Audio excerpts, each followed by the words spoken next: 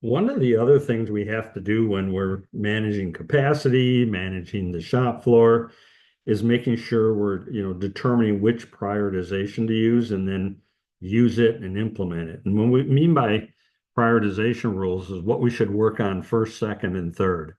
And so the typical rules we teach are first come, first served, earliest operation due date, earliest job due date, shortest processing time, critical ratio, and slack ratio. Now, first come, first served is whatever is first in line gets worked on first. Second in line, second, etc. Earliest operation due date is based on the paperwork on the shop orders, whichever one is due out of your department first is what gets worked on first. And earliest job due date is typically what jobs got to be completed first, is what sets the priority. Shortest processing time are the jobs that can get done the quickest, they're done first. Longest jobs are done later. Critical ratio and slack ratio both use the concept of time remaining versus work remaining.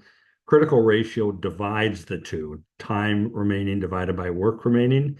Slack ratio subtracts, so it does time remaining minus work remaining. Now, they're important because they tell us not only what the important criteria are, but jobs that are to be performed first, second, third, what the sequence is. And it's also important for us to use the right rule in the right context and situation, as you could potentially make a mistake on what you're working on. And the impact is working on the right job or not, and therefore whether or not you'll have to expedite to get the right work done and on time, and finally whether or not you'll meet the commitments you have made to the customer. So it's really important to understand the business, the products themselves, as well as what's the right rule to be using for the prioritization rules.